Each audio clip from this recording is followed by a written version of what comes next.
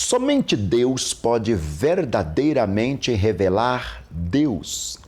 Esta revelação de si mesmo, tão necessária à salvação, encontra-se nas Escrituras. Da mesma fonte deriva a opinião de Deus sobre o homem, que é a opinião verdadeira, pois quem melhor pode conhecer o homem do que o seu Criador? Nesses dias, enquanto as falsas filosofias representam de um modo errado a natureza humana, é de grande importância que conheçamos a verdade. Assim, podemos melhor compreender também outras doutrinas como o pecado, o juízo, a salvação, as quais se baseiam no ponto de vista bíblico da natureza do homem.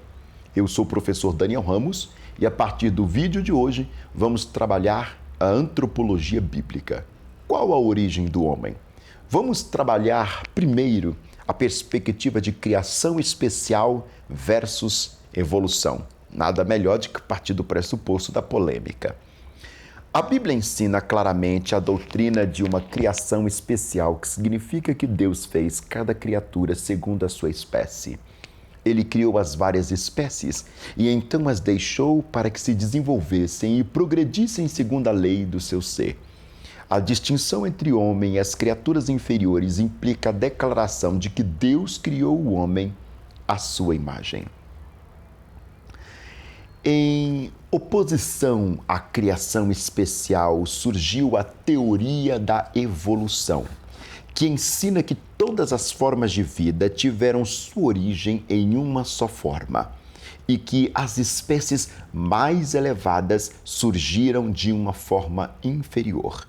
Por exemplo, o que outrora era um caramujo tornou-se um peixe, o que era peixe chegou a ser réptil, o que outrora era réptil tornou-se pássaro. E, para encurtar a história, o que outrora era um primata evoluiu-se e tornou-se um ser humano. A teoria é a seguinte: em tempos muito remotos apareceram a matéria e a força, mas como e quando a ciência não sabe. Dentro da matéria e da força surgiu uma célula viva, mas de onde surgiu também ninguém sabe. Nesta célula havia uma centelha de vida da qual se originaram todas as coisas vivas, desde o vegetal até o homem, sendo este desenvolvimento controlado por leis inerentes. Essas leis, em conexão das diversas espécies que têm existido e que existem, incluindo o homem. De maneira que, segundo essa teoria, houve uma ascensão gradual e constante desde as formas inferiores de vida às formas mais elevadas até chegar ao homem. O que constitui uma espécie? É a pergunta que não quer calar. Uma classe de plantas ou animais que tenham propriedade e características comuns e que se possam propagar indefinidamente sem mudarem essas características, constituem espécie. Uma espécie pode produzir uma variedade, isto é, uma ou mais plantas, ou animais isolados possuindo peculiaridade acentuada que não seja comum à espécie em geral. Por exemplo, um tipo especial de cavalo de corrida pode ser produzido por um processo especial, mas é sempre um cavalo. Quando se produz uma variedade e essa se perpetua por muitas gerações, temos uma raça. De maneira que na espécie canina, ou seja, o cão, temos muitas raças que diferem consideravelmente uma das outras, porém, todas detêm certas características que as marcam como pertencentes à família dos cães. Ao lermos que Deus fez cada criatura segundo a sua espécie, não dizemos que Deus fez incapazes de se desenvolver em variedades novas.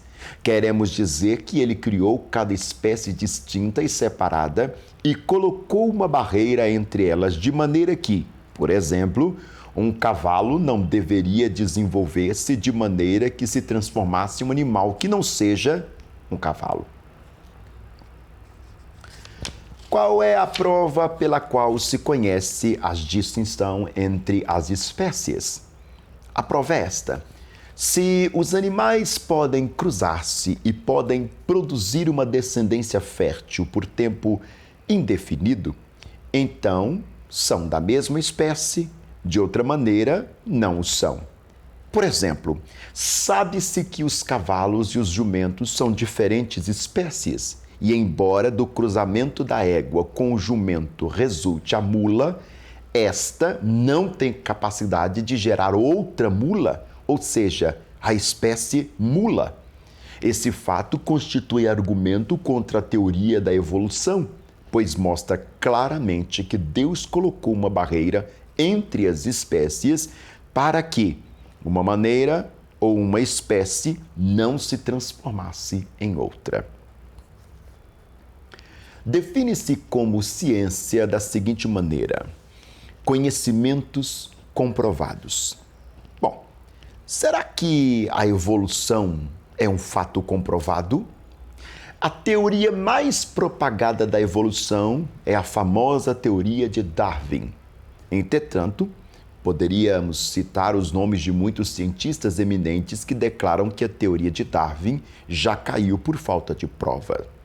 O Dr. Coppens escreve: embora os cientistas hajam trabalhado muitos anos pesquisando a Terra e os mares, examinando os restos de fósseis de um sem número de espécies de plantas e animais, e tenham aplicado todo o gênio inventivo do homem para obter e perpetuar novas raças e variedades, nunca conseguiriam exibir uma prova decisiva de que a transformação das espécies, pelo menos uma vez, tenha sucedido.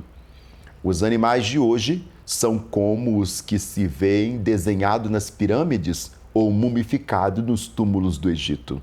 São iguais àqueles que deixaram sua forma fóssil nas rochas. Muitas espécies já foram inclusive extintas, outras foram achadas das quais não se descobriu nenhuma espécime muito antiga. Mas não se pode provar que qualquer espécie tenha evoluído de outra. Há um abismo intransponível que os irracionais e o homem, entre a forma mais elevada de animal e a forma inferior de vida humana. Nenhum animal usa ferramentas, acende fogo, emprega a linguagem articulada ou tem capacidade de conhecer as coisas espirituais. Mas todas essas coisas encontram-se na forma inferior da vida humana. O macaco, mais inteligente, não passa de um irracional, mas o espécime mais degradado do homem continua sendo um ser humano. Os evolucionistas inventaram um tipo de criatura pelo qual o macaco passou para o estágio humano. Esse é o tal elo perdido que se chama Pithecanthropus ou Pithecanthropus erectus. Onde está a evidência? Há alguns anos, ossos, 2 dentes, um fêmur, uma parte de um crânio foram descobertos em uma ilha de Java. Com um pouco de gesso, reconstruíram o que diziam ser o elo perdido que une os homens com a criação inferior. Outros elos também se fabricaram da mesma maneira, mas o Dr. Edig, examinador do Museu Britânico, disse: em todo esse grande museu não há uma partícula de evidência da transmutação das espécies. Esse museu está cheio de provas da falsidade dessas ideias. Nathan Moore escreveu que podemos chamar um exame de advogado sobre a teoria da evolução. Seu livro baseia-se na avaliação dos fatos expostos em algumas das obras científicas mais recentes escritas em favor dessa teoria. Sendo ele advogado e profissional nas leis da evidência, seu testemunho é de valor prático. O propósito desse escritor é comparar os fatos principais e submeter ao juízo do leitor ponderar o seguinte: primeiro, se os fatos provam ou não a hipótese, uma explicação suposta de que o homem é produto da evolução em vez de ser criado, e, segundo, se existe ou não uma lei ou conjunto de leis que possam explicar as evidências do modo natural. Depois de um exame detalhado dos fatos, esse advogado chegou às seguintes conclusões. A teoria da evolução não explica, nem ajuda a explicar a origem do homem, nem apresenta provas de que o homem tivesse evoluído de uma forma inferior, mesmo significativamente ou fisicamente. Essa teoria, sem sequer, sugere um método pelo qual o homem tem adquirido essas qualidades mais elevadas que o distinguem de outras formas de vida. Outro advogado, Philip Mauro, faz da seguinte maneira um resumo das evidências apresentadas pelos proponentes da teoria da evolução. Imagine um litigiante em juízo, ou litigante, perdão, o erro da palavra, né? Imaginem um litigante em juízo a que cabe o ônus da prova. Ele insiste em que sua declaração está certa e exige sentença favorável, mas não apresenta provas que sustentem as suas alegações. Na verdade, toda a evidência apresentada em juízo depõe contra ele. Ele exige, todavia, que a decisão seja favorável por causa das seguintes suposições. 1. Que sempre, ou que grande número de provas que já existiram, os elos perdidos, etc., foram totalmente destruídos. 2. Se essas provas produzissem ou pudessem ser reproduzidas agora, elas seriam a seu favor. Tal é o estado absurdo de coisas em que a teoria da evolução se encontra atualmente. Os evolucionistas procuram unir o homem ao irracional, mas Jesus Cristo veio ao mundo para unir o homem a Deus. Ele tomou sobre si a nossa natureza para poder glorificá-la no seu destino celestial. Mas a todos quanto receberam, deu-lhes o poder de serem feitos filhos de Deus, aos quais que creem no seu nome. João capítulo 1, verso 12. Aqueles que participaram de sua vida divina chegaram a ser membros de uma nova e mais elevada raça. Sim, filhos de Deus. Porém, essa nova raça surgiu, o homem novo. Efésios capítulo 2, verso 15.